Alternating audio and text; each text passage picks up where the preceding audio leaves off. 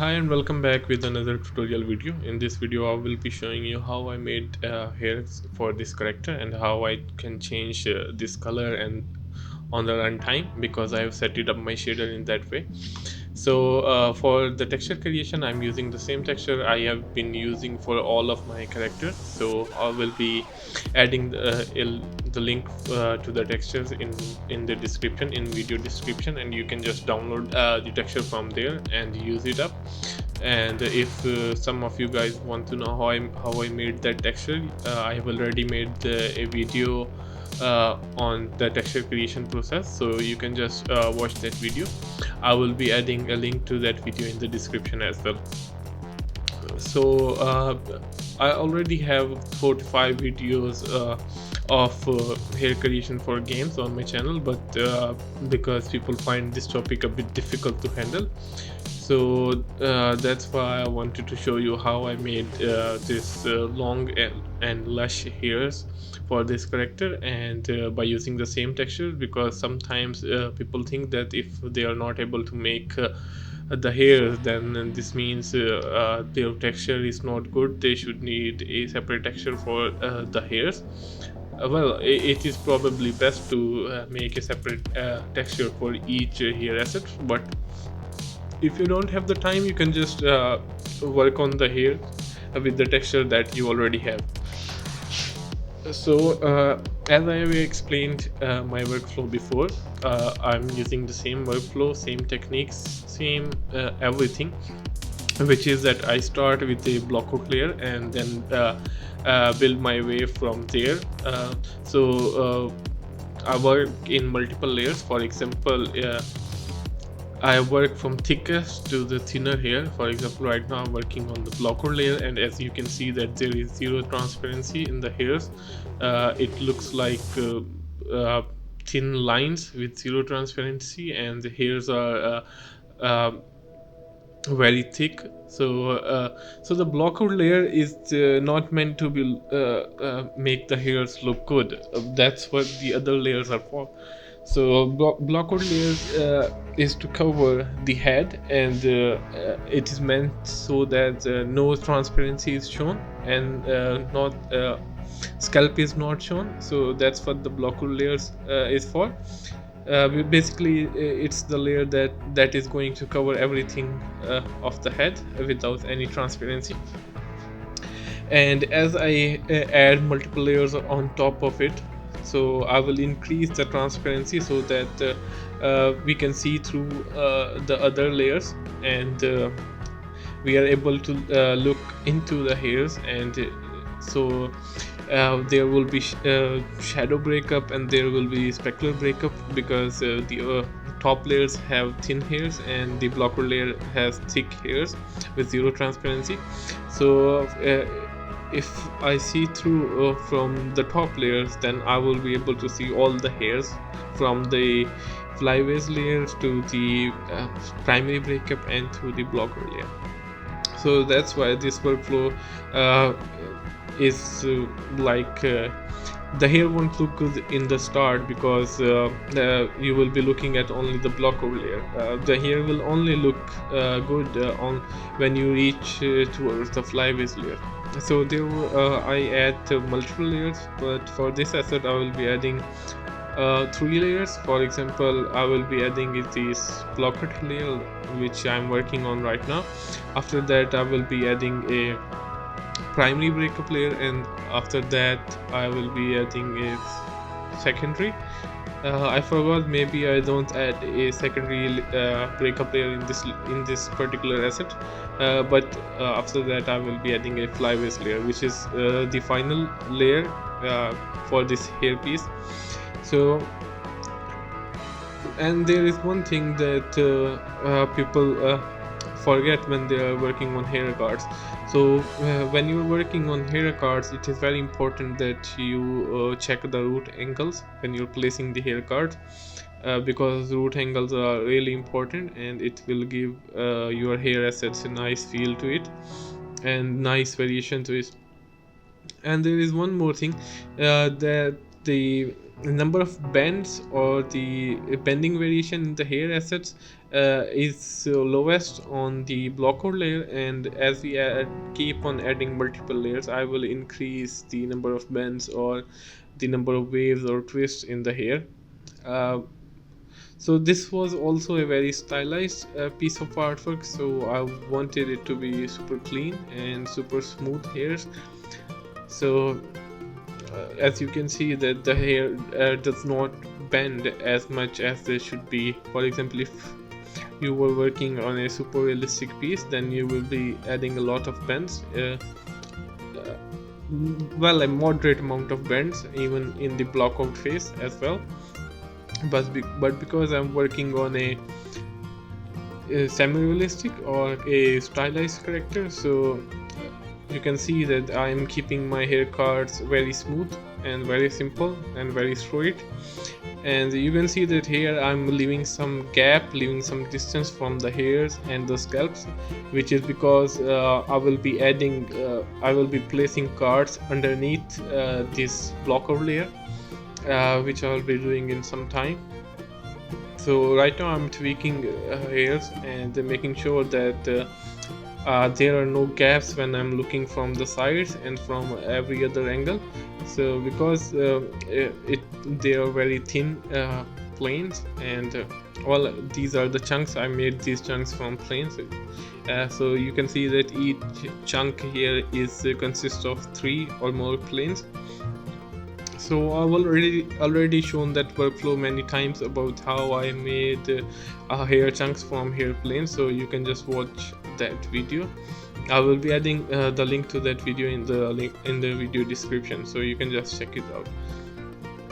And yeah, so haircuts take a lot of time and patience when working on them, and I have to tweak it a lot of times because for example, I'm looking from the front view and tweaking the hairs, but as I move towards the side there will be some gaps and I have to tweak those gaps again.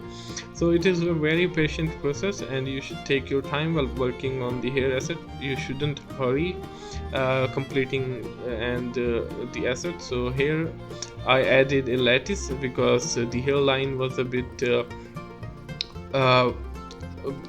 closer to the forehead, and so I pushed it back, and right now I'm tweaking all the hair cards. So it is very important, if you think that the blocker layer is not working and multiple of your hair cards are not placed correctly, then you should just apply the lattice and work on it. So when I'm working on hair assets, for all the hair assets that I have added on my tutorial series, you could see that I always check them in marmoset toolbag because there are issues with Maya transparency. So that's what I'm doing right now, and as you can see that with just the blocker layer the hair looks weird, and here I'm adding some tessellation to my face. And now I'm back to Maya tweaking my hair cards, because when I looked it in marmoset toolbag, the back hairs were looking really weird, so that's why I adjusted those here. So right now I'm adding the hairs on the back. So I will be making her hairs really long, but if I stretch a single hair card that long, then the texture will start to get weird and jaggedy. So that's why I'm adding multiple layers of hairs underneath, like I'm showing that there are more hairs originating from the back of her head, and I'm doing that currently. So it's very important to add even for the blocker layers, add the hairs in layers, multiple layers, which I'm doing right now. For example, there are hairs originating from the top of her head, and there were other hairs originating from the bottom of her head, which is the back portion of the head. And now I'm tweaking the upper layer because it was cutting through some of the bottom layer. So the mesh of the hair chunks can pass through each other, but it is very important to keep the texture, to make sure that the texture is not cutting through other hairs. So you can see that right now I have added one more layer to it, and I'm tweaking those hair cards as well. So instead of making just one chunk of hair longer, you should just create hair in multiple layers, because in that way the texture won't be stretching, and see, you are going to get longer hair as well. So there are many techniques that you can use on working on hairs, because I see some people that they just stretch out, scale up the hair card on y-axis, which destroys all the variation that is in the texture, and that makes the hair look very weird. So right now I'm working on the primary blockout layer, and you can see that my hairs this chunk are very thin, and you can see the blockout layer through this hair chunk. So it is very important to make the texture of your hair assets in multiple layers, so that you can place and use those hair chunks for specific purposes. There should be at least two cards of primary blockout hairs in your texture, and two for your flyaways layers, two for your transitional hairs. So for this particular assets, I won't be adding transitional hairs, because I didn't want to spend too much time on the hair assets. Because of the way I set up the hair shader, you can just add any color to it on the runtime. Because for the Albedo Direct it is white on by default with some shadows. So when you change your color on it, so it yields a nice variation for the hair. So right now, as you can see, that I'm adding a primary blockout layer, and I'm making sure that the hair texture doesn't cut from the blocker layer, and so it is very important that the mesh and the texture shouldn't cut from the other hair cards, because it will lead a really weird specular breakup, and which you should avoid in all cases, because spec is the most important thing when you're making hair, and it will make the hair look good, and it will also make the hair look bad. So if your mesh is intersecting, and your texture for the hair cards is intersecting with the other hair cards, then it will really look weird when you apply specularity to it, and when you apply a specular breakup to it, it will look really weird. So this is my second layer. After that, I will be adding a flyaways layer on top of it, and for the flyaways layer, I have also created some multiple hair chunks for this asset, so I will be adding those as well. Well, for the hair assets, I think it's all about the patient and the time and the effort spent on the hair assets. You won't be able to make the hair assets look good after just spending 1 hour. So you should spend at least 4 to 5 hours. I spent 4 to 5 hours for this asset, but it was a personal project. So if it was my professional project, I would have spent at least 8 hours making the hair assets and finalizing it up. And you can see that as I'm progressing through my layers, and you can see that in marmoset the hair looks smooth and sharp.